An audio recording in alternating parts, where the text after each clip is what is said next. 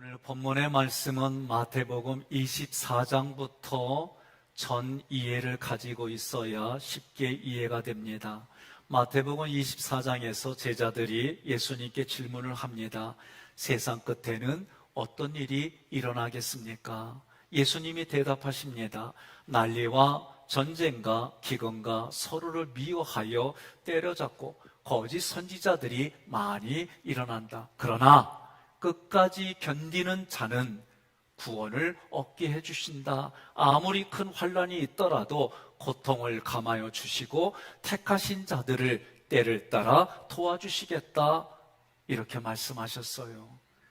제자들이 예수님께 질문합니다. 예수님이 재림하실 때에 어떤 일이 일어나겠습니까? 천국은 도둑같이 임한다. 마지막 그날 예수님이 재림하는 날은 아무도 모르고 도둑이 임하는 것처럼 임하겠다. 그날을 위하여 너희가 준비하되 때를 따라 양식을 나눠줄 충성되고 지혜로운 종이 되어라. 그 종은 지혜로운 다섯 처녀처럼 기름을 준비한 자다. 그 종들은 충성되고 지혜로운 종들이 되어서 각각 5달란트, 2달란트를 받아서 다시 그 달란트를 활용하여 5달란트, 2달란트를 남긴 종처럼 증인의 사명을 감당하라. 증인의 사명을 감당하는 이들을 너희들은 잘 도와주어라. 이런 개념이 오늘 본문의 양과 염소의 비유로 오늘을 살아가는 우리들에게 말씀하시는 겁니다. 본문에서 양과 염소의 비유로 파송받은 증인을 영접하는 신앙, 잘 도와주는 신앙을 교훈하고 있습니다. 우리 모두는 이 교훈들을 복음으로 잘 받아들여서 예수님이 주신 영원한 생명의 사람답게 서로 어려운 환난에 있더라도 궁색한 일들이 닥치더라도 서로 도와주며 살아가시기를 주님의 이름으로 권면하며 축복합니다. 31절에 인자가 자기 영광으로 모든 천사와 함께 올 때에 자기 영광의 보좌에 앉으리니, 예수 그리스도가 고난을 당하시고 승천하셨다가 십자가에 돌아가시고 부활하여 승천하셨다가 영광스러운 모습으로 재림하십니다. 이때의 오다 엘코마이는 하나님의 계획대로 하나님이 미래에 예수 그리스도께서 이 땅에 오게 하는 계획대로 예수님이 오신다는 거예요. 오실 때의 모습이 영광스럽다. 오셔서 자리에 앉으시는데 그 자리가 영광의 자리다라고 말하는 거예요. 예수님께서 처음 오실 때에는 베들레헴 말구유 위에 초라하게 오셨습니다. 재림 때에는 예수님께서 전 우주의 심판주로 주인으로 오셔서 양과 염소를 구분하는 거예요. 32절에 모든 민족을 그 앞에 모으고 각각 구분하기를 목자가 양과 염소를 구분하는 것 같이 하여. 자, 모든 민족을 예수를 믿던 예수를 믿지 않던 그 앞에 나오는 거예요. 그런데 양과 염소라고 그랬어요. 지금 하나님 앞에 심판주 앞에 모으는데 양과 염소를 목자가 구분하는 것처럼 미래에 그런 일이 일어난다는 거예요. 모든 민족은 신자이든 불신자이든 모든 민족이에요. 여기서 중요한 것은 세상 끝이 오려면 어떤 일이 있느냐? 모든 민족에게 복음이 전파돼야 됩니다. 마태복음 24장 14절 함께 봉독합니다. 이 전국 복음이 모든 민족에게 증언되기 위하여 온 세상에 전파되리니 그제야 끝이 오리라. 아멘. 그 끝이 왔을 때에 모든 민족이 사람들이 주님 앞에 남았는데 양과 염소를 구분한다고 그랬어요. 주님께 택함 받은 사람들, 주님께 택함을 받지는 않았지만 교회 생활을 한 사람들, 이 사람들까지 앞에 나오는 거예요. 양과 염소로 분리시켰다는 얘기는 교회 안에 있지만 양과 염소로 하나님이 구분하시겠다는 겁니다. 33절에 양은 그 오른편에, 염소는 왼편에 두리라. 오른편에 두었다는 것은 영예로운 자리, 좋은 자리, 구원의 자리를 말해요. 재판장의 오른편에 두는 것은 예수님의 영예로운 자리에 양을 세웠다. 그런데 양은 오늘 본문에서 보니까 의인이라고 그랬어요. 왼편에 서게 하는 것은 반대의 처지에 처하는 현실이에요. 염소의 특징이 뭡니까? 높은 곳을 탐해요. 아무리 절벽이 있어도 염소는 그 틈들을 타고 높은 꼭대기에 올라가요. 마음에 들지 않으면 뿔로 박아버립니다. 자기 자신을 최고로 생각합니다. 남을 배려하지 않습니다. 자기의 목적대로 움직입니다. 자기를 부인할 줄 모릅니다. 이것이 염소의 모습이에요. 왕이신 예수님께서 오른편에 있는 양들에게 선포합니다. 34절, 그때의 임금이 오른편에 있는 자들에게 이르시되 내 아버지께 복을 받을 자들이여, 나와 장세로부터 너희를 위하여 예비된 나라를 상속받으라. 이 복받을 율로게오는 칭찬하다라는 뜻입니다. 예수님의 오른편에 있는 사람들이 무슨 일을 했느냐? 예수님을 향하여 끝까지 찬양했습니다. 예수님을 향하여 끝까지 경배드렸습니다. 한마디로 삼일체 하나님을 향하여 끝까지 신앙을 지킨 자들입니다. 그래서 예수님이 그들에게 칭찬한 거예요. 그들은 하나님께서 베풀어 주신 은혜를 가졌어요. 그 은혜를 가지고 하나님의 나라를 확장하고 하나님의 뜻을 성취하려고 복음을 위해 헌신한 거예요. 그런데 그들을 성경은 뭐라고 하느냐? 의인이다라고 표현했어요. 하나님께서 의인에게 예비된 나라를 상속하십니다. 그 예비된 나라는 창세 전부터 만들어 놓았습니다. 예비된 나라를 상속받은 이유가 뭐냐? 구체적으로 35절로 36절 함께 봉독하겠습니다. 내가 줄일 때에 너희가 먹을 것을 주었고 목마를 때에 마시게 하였고 나그네 되었을 때에 영접하였고 헐벗었을 때에 옷을 입혔고 병들었을 때에 돌보았고 옥에 갇혔을 때에 와서 보았느니라. 아멘. 여러분, 우리는 부모로부터 내가 배고프고 힘들고 어릴 때 보살핌을 받았어요. 그지요? 태풍이 와서 어렵고 힘들어지면 그곳에 우리는 수제 돈을 걷어서 여러 가지 이름을 붙여가지고 도와줘요. 또 나라가 전쟁을 겪고 어려워지면 나라가 나라를 또 도와줘요. 그런 수준을 말하는 걸까? 그런 수준으로 말한다면 염소의 자리에 있을 사람은 아무도 없어요. 내가 줄일 때에 줄이다. 이 페이나우라는 단어는 영혼의 구원까지, 영혼의 욕구까지 포함하는 배고픔이에요. 목마를 때도 이 딥사우란 단어도 영혼의 목마름을 말하는 거예요. 나그네 크세노스는 구원에 대해서는 이방인이에요. 구원의 대상이 아니라는 얘기입니다. 따라서 줄이고 목마른 모습은 우리의 육신의 그런 수준을 말하는 게 아니에요. 예수님이 나의 살과 나의 피들을 받아 먹고 마시라고 그랬어요. 예수님이 나에게 양식이란 얘기입니다. 양식이 요한복음에는 말씀이라는 거예요. 그래서 의에 줄이고 굶주린 자는 복이 있나니 천국이 저희 것이요. 마태복음 5장부터 우리는 다시 기억해야 되는 거예요. 그러니 예수님의 살과 피는 오늘 지금을 살아가는 나에게는 말씀의 양식이에요. 여기에 목이 마른 이방인의 모습이에요. 하나님의 구원의 대상이 아님에도 불구하고 그 사람이 예수님에 대하여 목이 마릅니다. 예수님에 대하여 내가 배가 고픕니다. 이러한 이방인들을 적극적으로 모았다. 영접이란 단어 시나고가 그렇게 모아서 한 일이 36절이다 그러는 거예요. 36절에 뭐예요? 헐벗었을 때에 옷을 입혀주었습니다. 여러분, 저도 요새는 에어컨 쐬면 추워요. 한여름처럼 한낮에는 괜찮아요. 그런데 아침과 저녁에 에어컨을 맞으면 추워요. 그러니까 여러분 옆에 분한테 옷 벗어서 백 목사님 드립시다. 그래 보세요. 헐벗을 때가 그런 거를 얘기를 하는 게 아니에요. 여기서 헐벗었다 김노스는 예수님의 옷, 성경은 예수의 옷, 그것이 의다, 의의 옷이라고 얘기를 해요. 예수님의 옷을 입지 못해서 영적으로 나의 죄가 다 들춰져서 수치를 겪는 사람들에게 옷을 입혀주었다. 페리발로는 적극적으로 예수님의 보혈에 옷을 입혀주어서 그 영적인 수치가 다 가려졌다. 병들었을 때 아스데네오는 보고만 해서 굳게 서지 못한 사람이에요.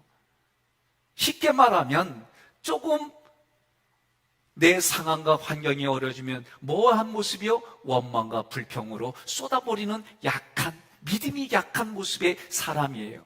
그런 사람들을 돌보았다 에피스케토마이는 그런 사람을 주의 깊게 살펴보고 방문해서 위로해주고 원망과 불평 대신에 소망과 위로와 격려로 그 입술에 감사가 넘치고 그 입술에 희망이 넘치고 오히려 그런 상황에서도 유익을 찾아내서 믿음의 견고한 자리에 서는 사람, 그 사람이 누구요? 옆에 분한테 그래요. 나요, 그래. 부끄럽지만 나요, 그러세요. 옥에 갇혔다라고 하는 건 뭡니까? 여러분, 저도요, 내가 한 곳에만 집중하면 불편해져요. 예? 제가 50분 안에 하면은 일어나서 한 10분은 쉬어야지. 그런 데 가도 몰두하다 보면 2시간이고 3시간, 4시간이고 꼼짝없이 그렇게 컴퓨터 앞에 있을 때가 있어요. 그러면 누군가 들어와서 얘기할 때 그때서 내가 몸을 일으켜요. 구부러진 허리 뭐 한번 펴보는 거예요.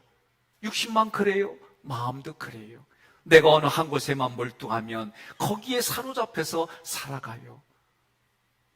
그러다 보니 내 생각이 좁아져요. 그러다 보니 내 모든 생각들이 다른 사람이 볼 때에도 그렇게 안 했으면 좋겠다 하는 그런 상태로 자기만 모르고 그렇게 빠져들어가요. 그게 옥에 갇혔다 그런 뜻이에요. 영혼이 어두워졌습니다. 보는 관점이 하나님의 관점이 아닙니다. 육신의 관점입니다. 이런 이들에게까지 찾아와서 돌보아 주었다라고 예수님이 말씀하시는 거예요. 그렇게 말씀하시니까 37절에 양이라고 하지 않고 의인들이 대답하여 이르되, 함께 봉독합니다. 이에 의인들이 대답하여 이르되 주여 우리가 어느 때에 주께서 줄이신 것을 보고 음식을 대접하였으며 목마르신 것을 보고 마시게 하였나이까? 어느 때에 나그네 되신 것을 보고 영접하였으며 헐벗으신 것을 보고 옷 입혔나이까? 어느 때에 병드신 것이나 옥에 갇히신 것을 보고 가서 배웠나이까 하리니. 이 말씀은요, 이런 뜻입니다. 나는요, 죄인인데 의인이라고 말씀해 주셨어요. 너무 감동이 됐어요. 감격이 됐어요. 그래서 내가 의인으로 살아가려고 애쓴 것뿐인데 그런 나에게 이렇게 칭찬해 주니까 몸둘 바를 모르겠어요. 내가 그리스도를 사랑하는 마음으로 섬긴 것뿐이에요. 나를 양으로 말씀해 주셔서 양으로 살아가려고 애쓴 것뿐이에요. 내가 언제 그렇게 했습니까? 끝까지 자기를 드러내지 않는 거예요.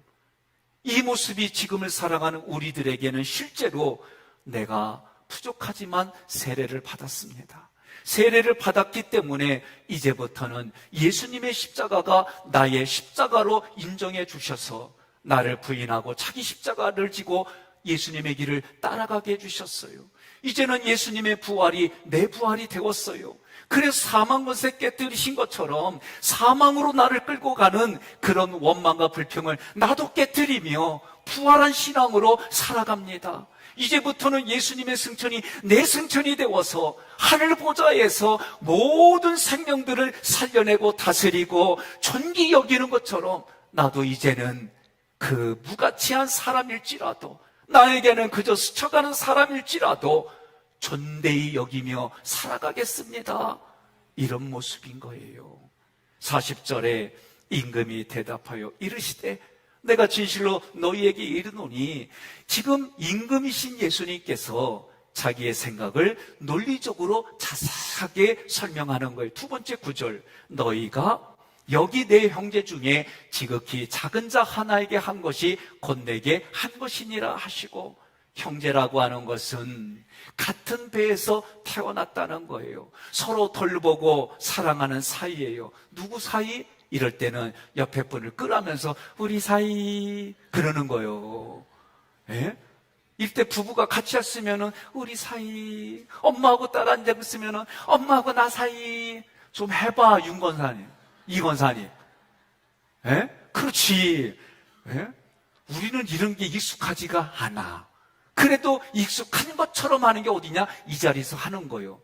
그러니까 전혀 모르는 분이거든. 그래요. 우리는 3600촌 안에 드는 사이. 그러면서 동성끼리는 안아주고 이성간에는 고개 끄덕이며 우리 사이입니다. 시작. 그래요. 예? 그래요. 예. 자, 내 형제 중에는, 지금 40절 두 번째 구절의 내 형제 중엔, 이 단어는 그리스도를 믿는 모든 하나님의 자녀들을 가리키거나 아니면 하늘에 계신 하나님의 뜻대로 행하는 자들로 이해해야 되는 거예요. 자, 지극히 작은 자라고 그랬어요. 지극히 작은 자는, 오늘 여러분들 키를 재볼까요? 그러면 가장 적은 사람이 오늘 대략 보면 150cm 천우가 될 수 있을 것 같아요. 여러분들 얼굴들이 다 익숙하니까. 그러면 그렇게 작은 사람이 작은 자일까? 아니에요. 이 당시에, 예수님 당시에 예수님을 믿었어요? 예수님을 전하는 자들이 어려운 자리에 있는 거예요. 예수님을 믿는다는 게 모든 문화와 대세에서는 밀린 사람들이에요. 그래서 율법으로 보니까 예수 믿는 사람들은 작은 자가 아니라 씨를 말려야 될 그런 사람인 거예요. 그런 의미로 지극히 작은 자, 다른 말로 말하면 가치가 없는 자.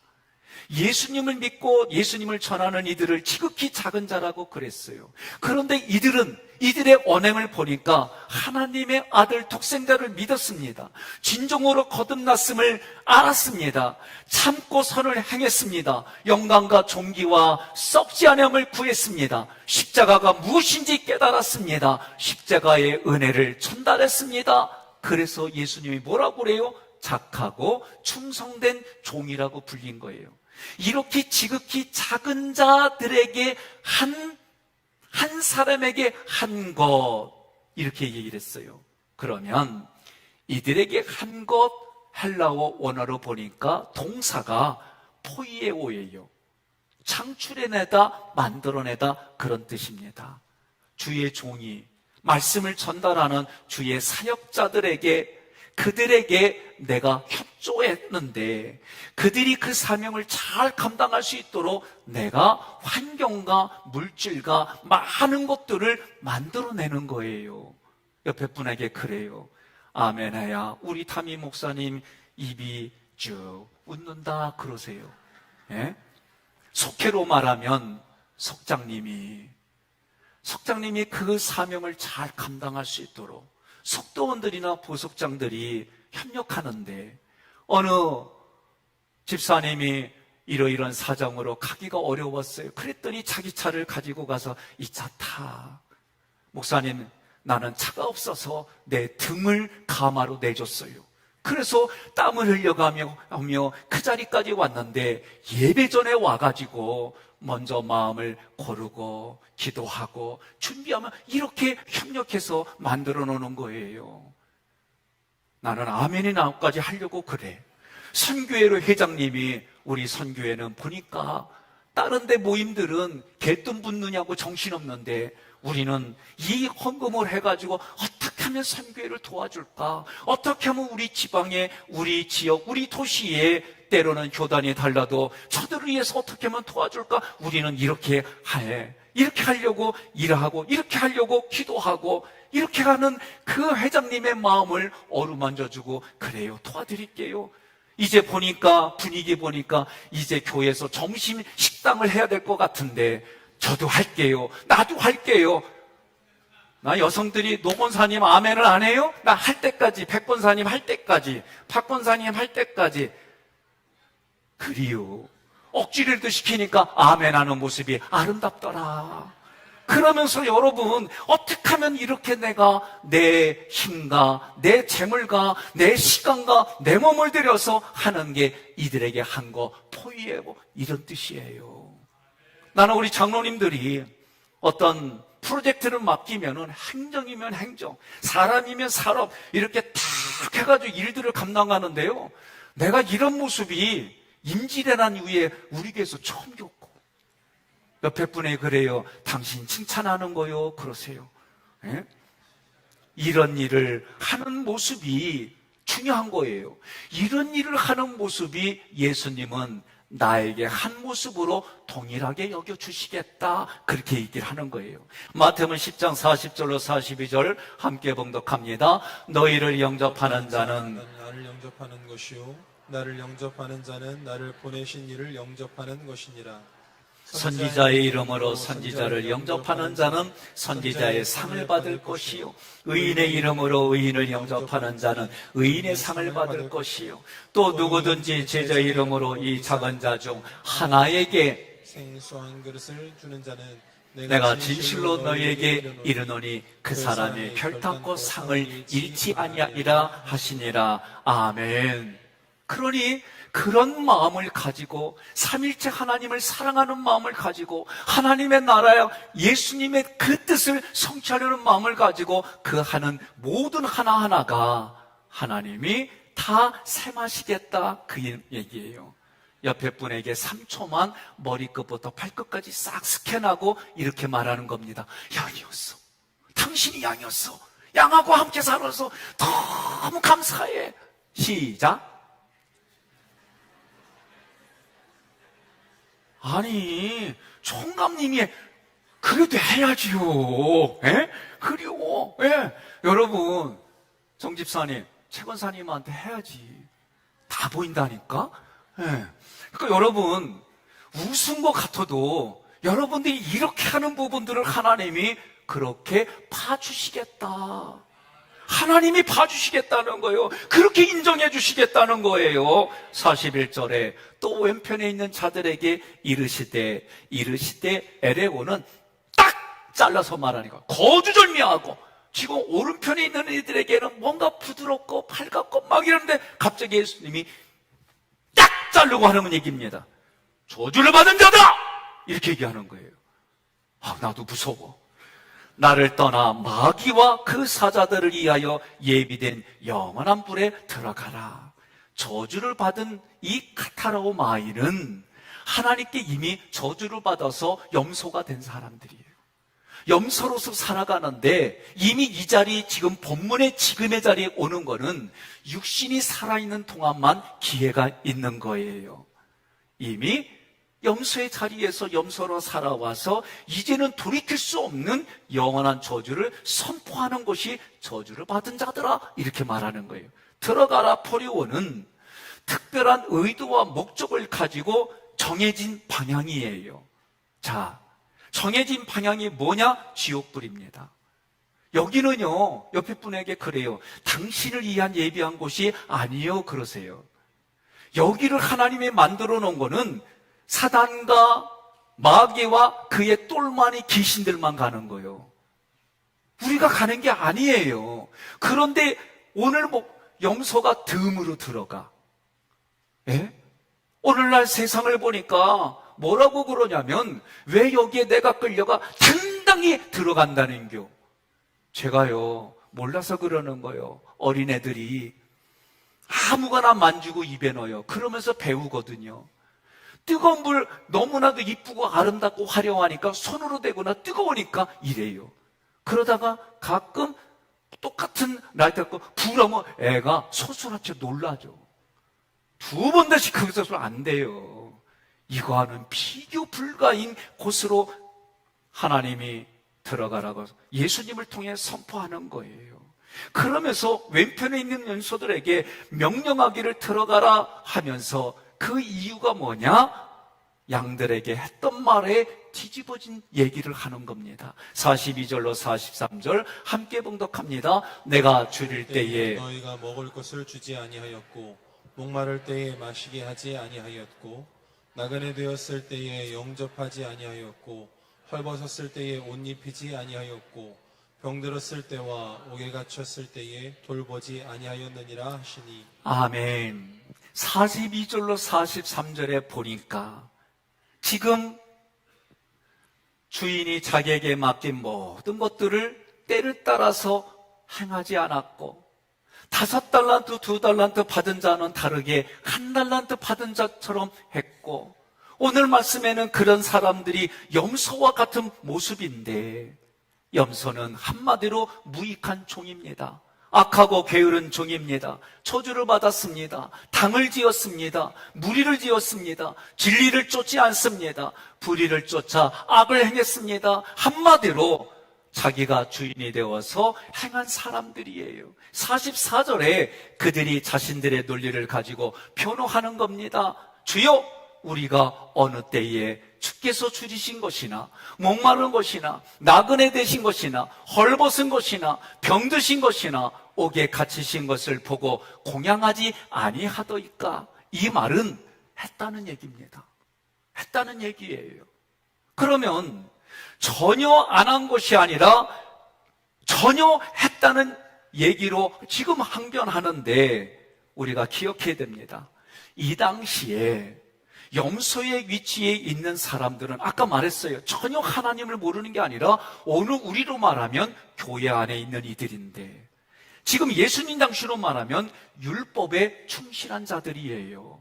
그들의 율법은 구제는 의무입니다. 그러니 예수님이 하신 말씀이 와닿지 않는 거예요. 우리는 했다는 거예요. 간습이기 때문에, 의무이기 때문에 누구든지 이거는 당연히 하는 것으로 가져왔다는 거예요. 겉의 모습은 누가 보더라도 예수 믿는 사람이나 예수 믿지 않는 사람이나 교회 안에서 양가 염소는 겉의 모습은 전혀 구분할 수가 없어요.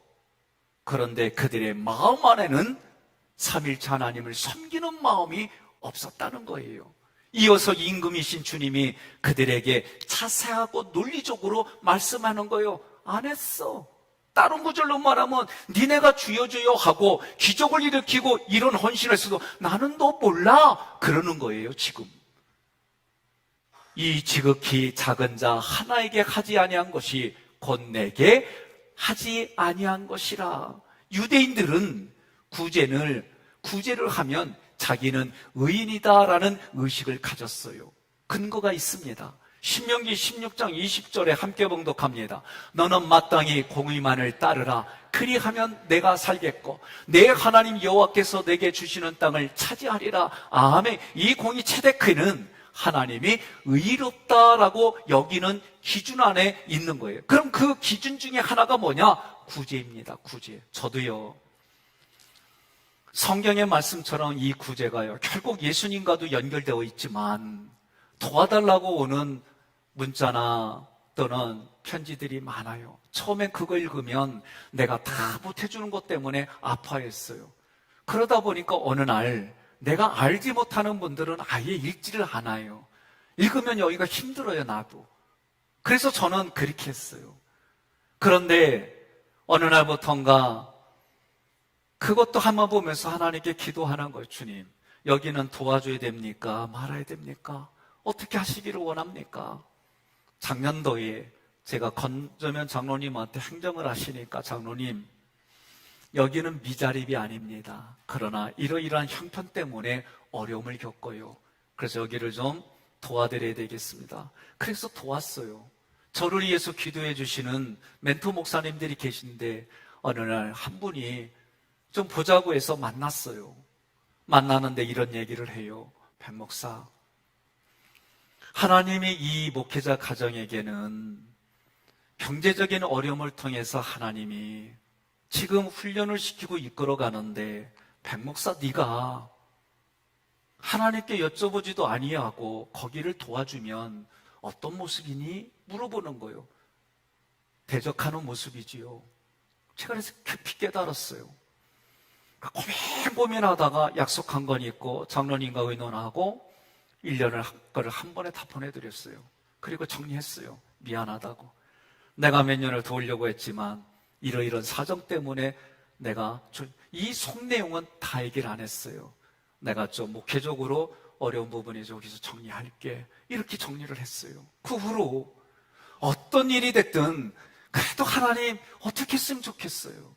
하나님 이 사람에 대해서도 제가 어떻게 했으면 좋겠어요. 이 환경에 대해서도 제가 어떻게 하면 좋겠어요. 이 상황에 대해서도 하나님 내가 어떻게 했으면 되겠어요. 이렇게 여러분들처럼 저도 기도하는 거예요. 제가 오늘 이 자리에 오기까지 여러분들이 구석구석 우리 교회 구석구석에서 눈물을 흘리며 기도하며 조재기 목사님의 스피릿을 감당하고 이 교회를 이끌을 목사님 여러분들이 기도해 주셨고 지금도 주의 종과 지금도 여러분의 교회 지도자들이 그 일을 감당할 수 있도록 여러분들이 마음과 뜻과 힘과 정성과 물질을 도와 이렇게 하는 이런 현장 속에 우리가 같이 협력해 선을 이루는 줄 믿으시기를 바랍니다.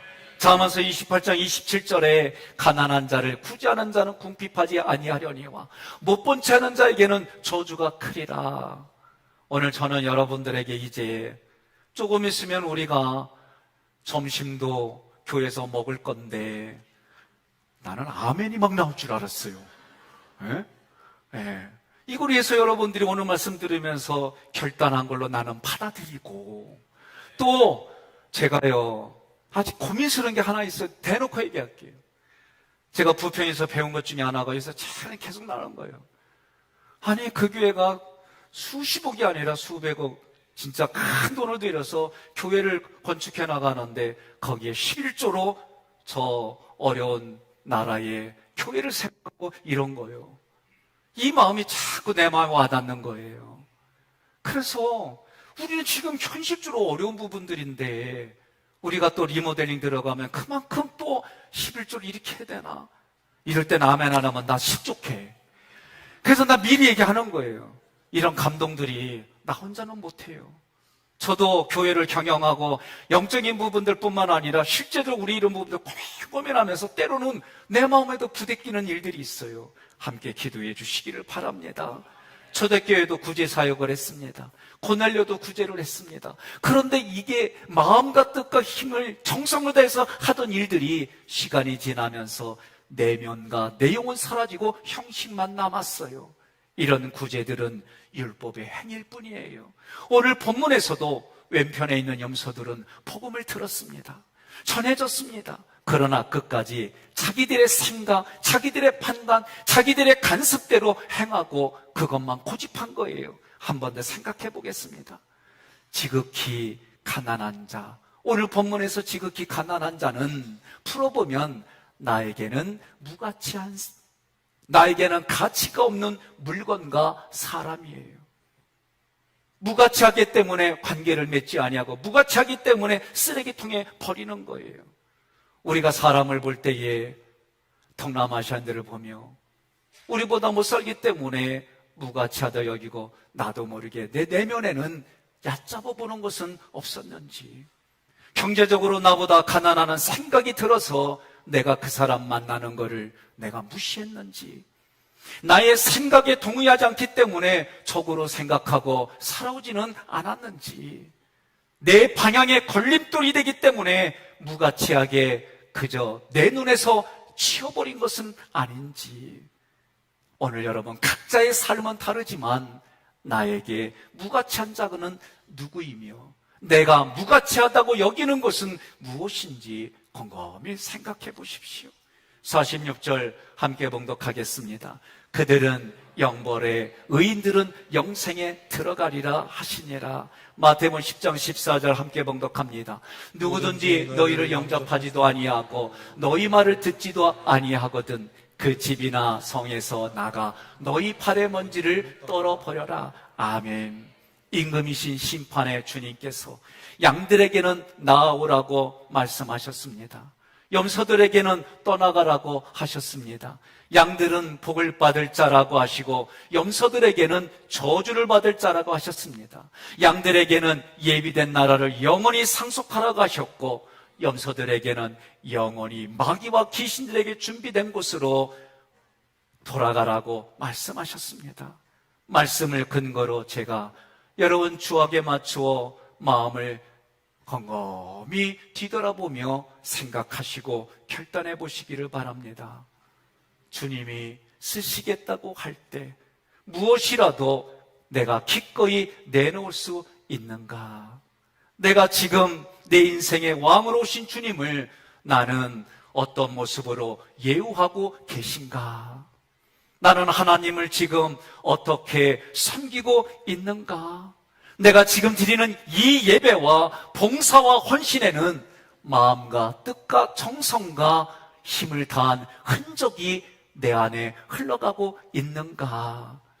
주악에 맞춰 곰곰이 생각해 보십시오. 언제든지 주님께 나올 때에 주님이 준비하신 예복을 입고 나오는가? 아니면 나는 지혜와 공의와 나의 행위와 공로로 나오는가?